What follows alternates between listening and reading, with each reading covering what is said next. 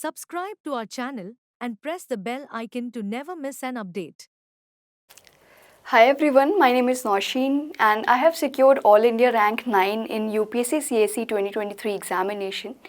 And in this video, we will discuss my strategy and what helped me increase my scores in mains. So now, as I briefly discussed before, what was my strategy to when I started preparing for civil services. So I purchased some basic books that are there in market. For example, for polity, I purchased Lakshmi Kant. For ancient and medieval history, I purchased old NCRTs. And for art and culture, I purchased Fine Arts NCRT book. For economy, I purchased some coaching material that was available in the market and I found it very useful. And other than that, I used some of the materials that was there in market. So when I started preparing for civil services, it was in 2019. I was 20 years at that time and I was not eligible. So I took a year gap and appeared in 2020. For that, in that attempt, I think COVID happened and then the prelims got postponed from I think May or June to October or September. And it gave me a lot of time to prepare for prelims exams. So what happened was that I overemphasized on prelims and was not able to do justice to mains. I was not thorough with the optional syllabus or the syllabus or the terms that are mentioned in the mains syllabus. And this was my first attempt. I would say I was able to clear the prelims. I secured around 106 marks in GS1 and the cutoff that time was 96 marks. So I realized that prelims is, I would say that it is doable for me, but when I saw the mains mark sheet, I realized that it is not up to the mark, and I need a lot of preparation to cover up the gap that is there in mains mark sheet. So after that, after 2020 attempt, again some second wave of COVID came and the prelims again got postponed. So I decided that I will do some of my work of optional and do some answer writing and again appear in this exam of 2021. So again the prelims happened in October only and I was able to pass the prelims exam. I got around 87 marks and the cutoff was the same 87 marks. I was lucky enough to get through it, but again at main stage I would say again I got lesser marks from the first attempt.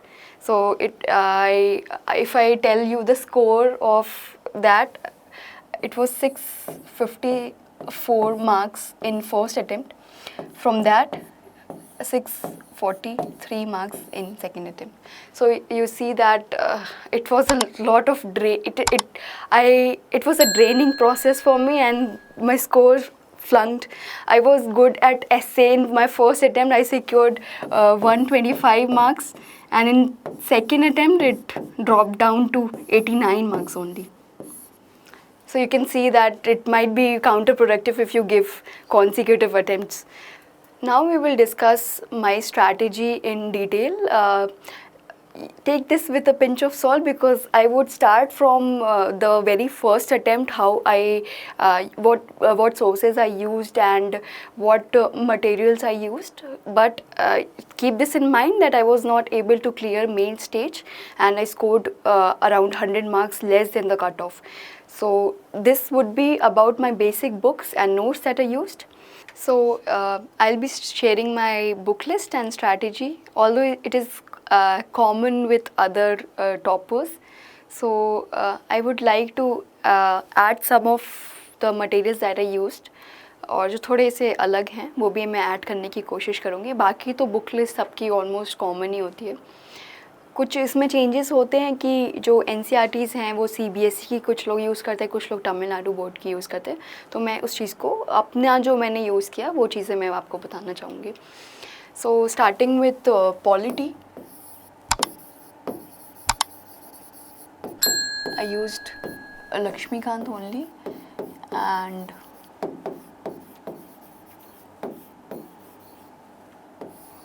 Only Lakshmikant. Some of them refer to D.D. Basu or other some books, but I did not refer those books.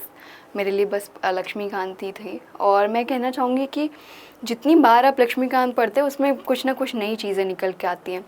तो आपके लिए थोड़ा tiring होगा बार बार revise करना, but keep this in mind कि हर बार हर reading में कुछ चीज़ें होंगी जो नई होंगी आपके लिए. और वो जो बिटवीन द लाइंस हम लोग पढ़ते हैं ना, वो चीज़ें थोड़ा बिहारी टच आया टोन.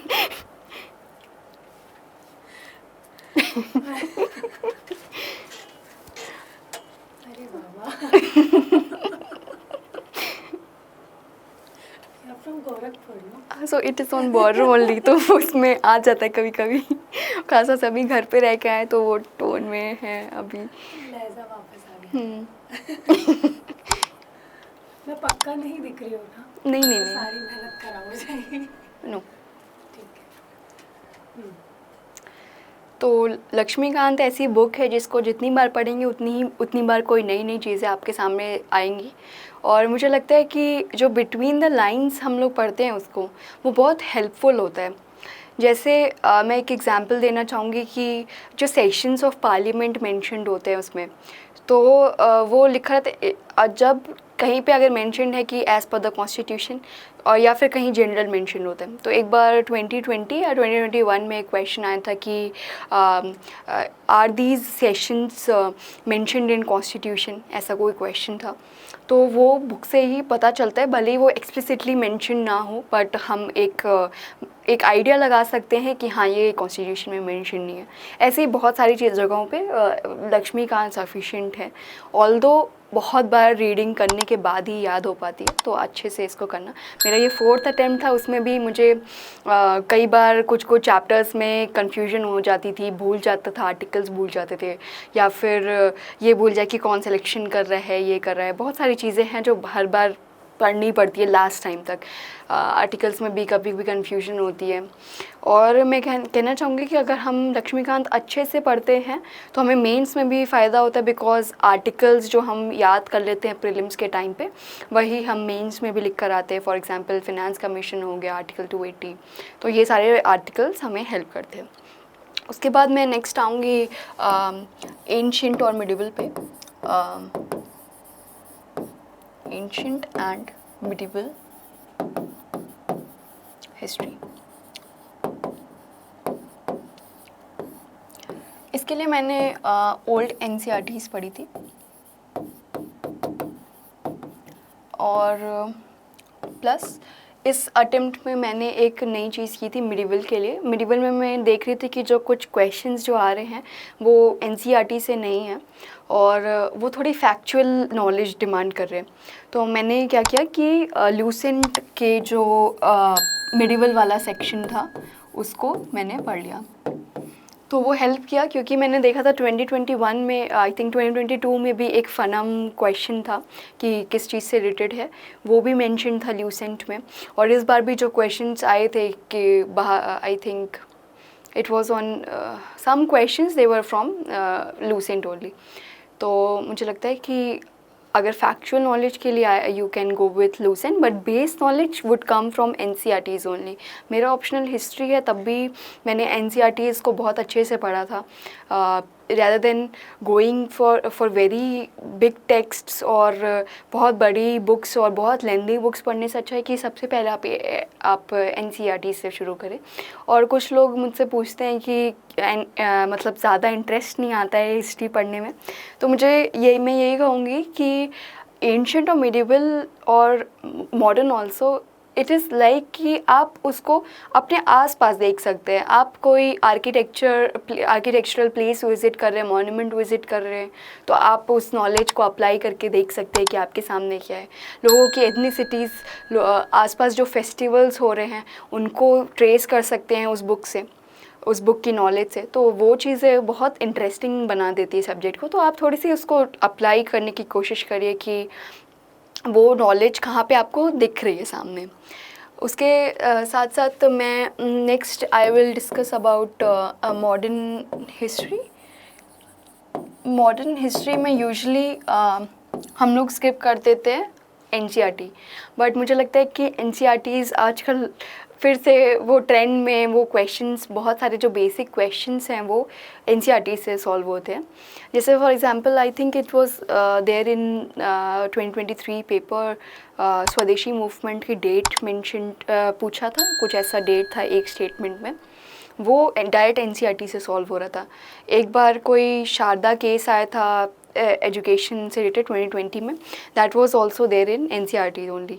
तो पहले स्पेक्ट्रम पढ़ने से पहले मैं कहूँगी कि NCERT से गो थ्रू हो. और क्योंकि जो ओल्ड NCERT है बिपिन चंद्रा की, वो बहुत अच्छे से लिखी गई, मतलब उसकी लैंग्वेज इतनी अच्छी है, उसकी इतना मतलब प्राउड फील होता है वो फ्रीडम स्ट्रगल वाला चैप्टर्स जो पढ़ करके. तो वो बहुत अच्छा एक एक्सपीरियंस बना देगा आपके लिए, वो आगे भी आप कैरी करेंगे वो वैल्यूज़, तो वो बहुत हेल्पफुल होगी. मॉडर्न हिस्ट्री में NCERT plus spectrum.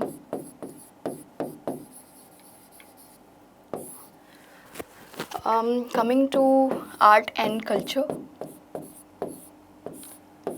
Art and culture थोड़ा डाइसी एरिया है, क्योंकि हम लोग देखते हैं कि जनरल सोर्सेज से नहीं आते हैं क्वेश्चंस, बट मुझे लगता है इसके साथ साथ जो NCERT है क्लास 11th की,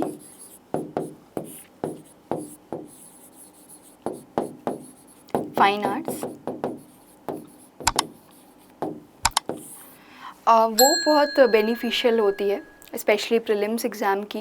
बिकॉज आई रिमेंबर कि एक पेज था जो साइड में वो फिगर्स बने होते हैं, उस पेज में मॉडर्न आर्किटेक्चर की बात हुई थी आई गेस, और उसके बगल में अरहत्स मेंशन था कहीं पे, और अरहत्स वाज आया था क्वेश्चन पेपर में. आई think it was in 2020 only.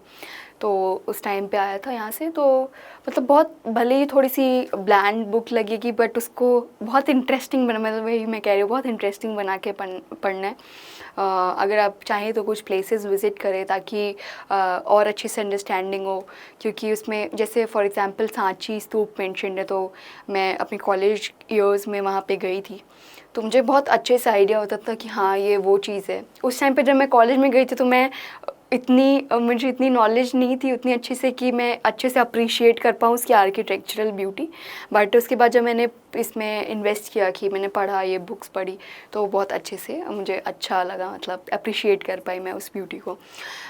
उसके बाद मैं आती हूँ इकॉनमी पे.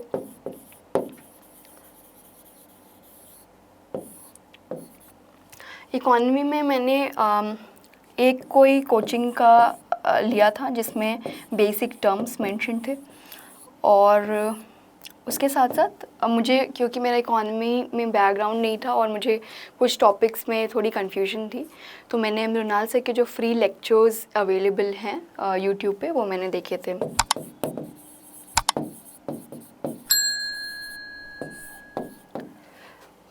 Next I would come to science and geography first. Geography में मैंने NCERT की थी 11th 12th.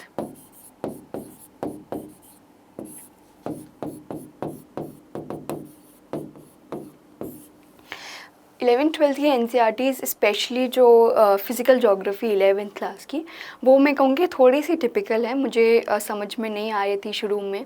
तो मैंने क्या किया था कि यूट्यूब पे जो फ्री वीडियोस अवेलेबल होते हैं उससे आप एक बार पढ़ने की कोशिश करिए, क्योंकि जो बुक में चीज़ें मेंशन्ड हैं वो मुझे उतना क्लियर नहीं होती थी कि कहाँ कौन सी इवेंट्स की बात हो रही है, किस साइट से बात, मतलब क्या चीज़ है मैप पे, वो क्या चीज़ है, डिस्ट्रीब्यूशन कैसा है. तो वो उसमें मुझे वीडियोस से हेल्प मिली, क्योंकि हमारे स्कूल्स में भी हम देखते हैं कि उतनी अच्छे से डिजिटली हम नहीं पढ़ते हैं कि क्या चीज़ें हो रही होती हैं. उस टाइम पे तो समझ में नहीं आता, उस टाइम पे बस याद कर लेते, बट इसमें आपको कंसेप्चुअल नॉलेज अप्लाई करनी पड़ेगी. तो मुझे लगता है कि एक वीडियो देख लेना चाहिए. और मैं कहना चाहूँगी कि NCERTs बहुत इंपॉर्टेंट हो गई. हमें अभी कुछ सालों तक जोग्राफ़ी डॉर्मेंट हो गया था, इस बार वो रीअपियर हुआ 2023 में. SNP waves question directly from NCERT. तो मुझे लगता है कि NCERT से बहुत आपको अच्छे से उसको पढ़ा होना चाहिए. Next would be science and technology. For science and technology, I did not refer to any base notes or base notes या जो पहले से जो कुछ notes रहते हैं science and technology के basic terms के, वो मैंने नहीं refer किया था. जब prelims आया तो मैंने एक जो कोचिंग कंपाइलेशन होती है science and technology current affairs की, वो उठाई और उसमें कुछ कुछ टॉपिक्स मुझे समझ में नहीं आते थे. जैसे फॉर एग्जांपल पल्सर्स हो गया या ब्लैक होल हो गया.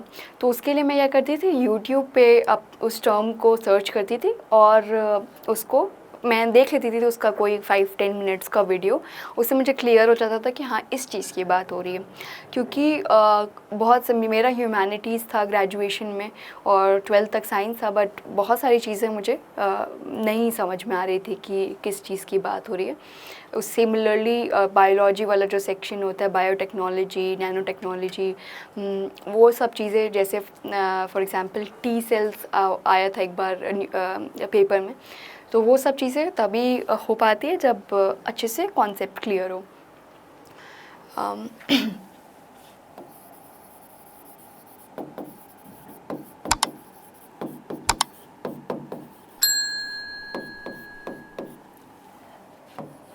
उसके बाद आते हैं हम इन्वायरमेंट पे. इन्वायरमेंट में एक कोई भी बेसिक बुक आप ले लीजिए जिसमें आपके कॉन्सेप्ट्स हों, बीट इकोलॉजी या फिर डिफरेंट इकोसिस्टम्स, ये सब चीज़ें आपको क्लियर हो जाए. इन्वायरमेंट की साइकिल्स, जो वाटर साइकिल्स होती हैं, फॉस्फोरस साइकिल होती है, तो ये सारी चीज़ें आपको क्लियर होनी चाहिए.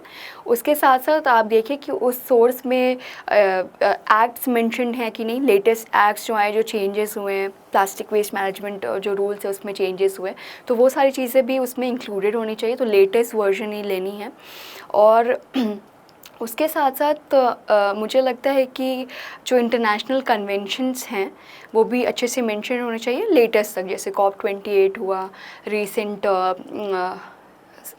Convention of biodiversity, I think it happened recently only, I am not very sure, but ये चीज़ें हुई. तो वो सारी चीज़ें भी मेंशन्ड होनी चाहिए अच्छे से, जो भी आप सोर्स मटेरियल रेफ़र कर रहे हैं. इसके साथ साथ कंपाइलेशन कोई भी उठानी है करंट अफेयर्स की, आपको न्यूज़पेपर्स तो अच्छे से करने ही हैं. जो भी डेली चीज़ें चल रही हैं, न्यूज़ में चल रही हैं, वो तो अच्छे से करना ही है. उसके साथ साथ कुछ चीज़ें होती हैं जो थोड़ी सी ऑब्सक्योर हो चुकी होती, बट वो कभी कभी आ जाती हैं पेपर में, तो वो भी देख लेना है. किसी का स्टेटस पूछ दिया, ऑल्दो आजकल नहीं पूछ रहे हैं स्टेटस, IUCN स्टेटस, बट हाँ एक आइडिया होना चाहिए कि क्या चीज़ है.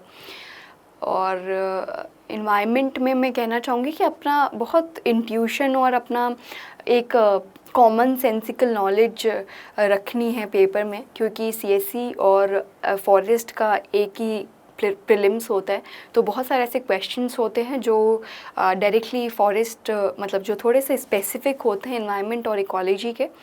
तो उसमें मैं यही कहूँगी अपने कॉमन सेंस यूज़ करें. फॉर एग्जांपल इस बार 2023 में कोई क्वेश्चन था, कोई स्पीशीज़ लिस्ट की बात हो रही थी, एंड ऑप्शंस वो सच दैट कि वो लग रहा था कि हाँ UNEP ही होना चाहिए उसका आंसर. तो ये चीज़ थी एनवायरनमेंट के लिए. Next is mapping.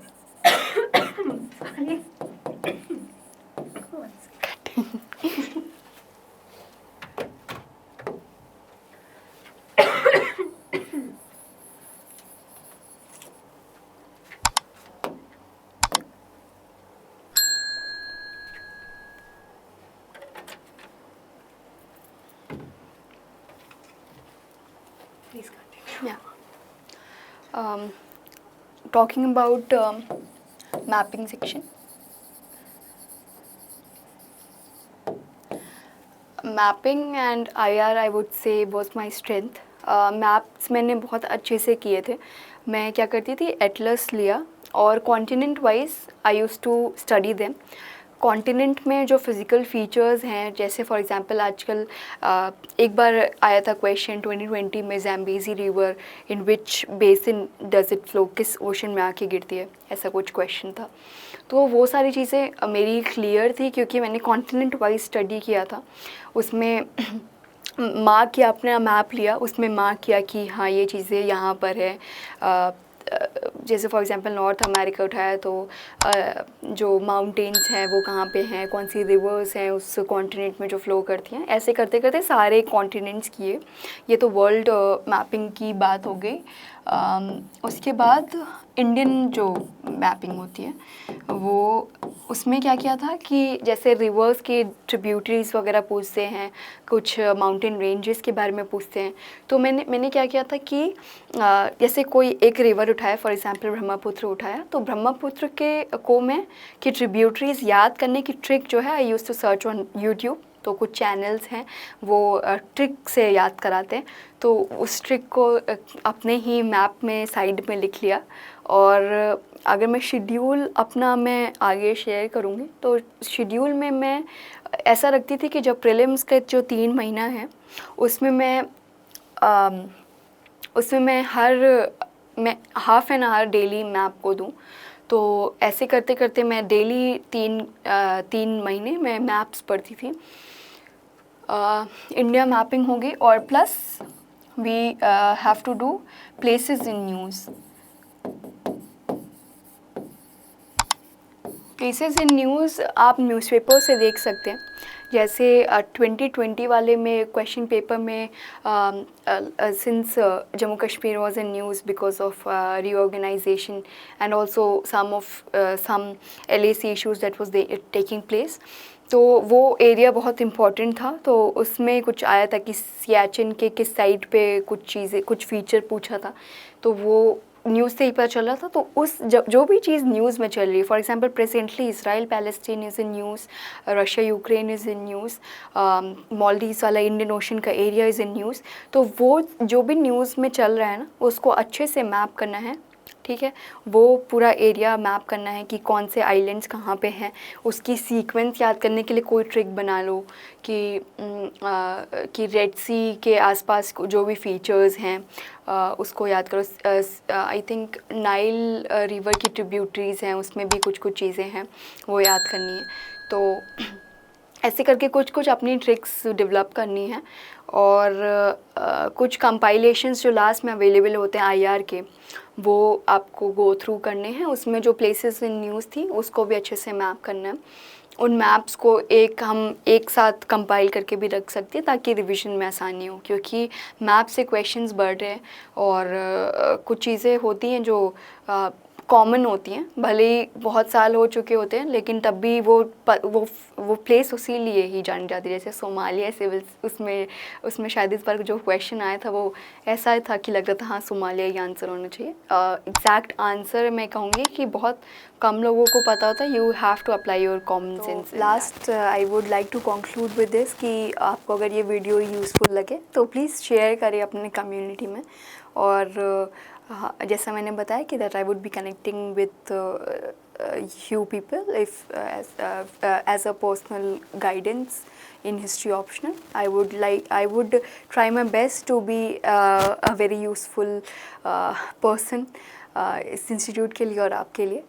तो आपको ये वीडियो अगर यूज़फुल लगे तो आप प्लीज़ इसको लाइक करें, शेयर करें, और चैनल को आप सब्सक्राइब कर सकते हैं, और अपने कम्युनिटी में आप you can spread the word.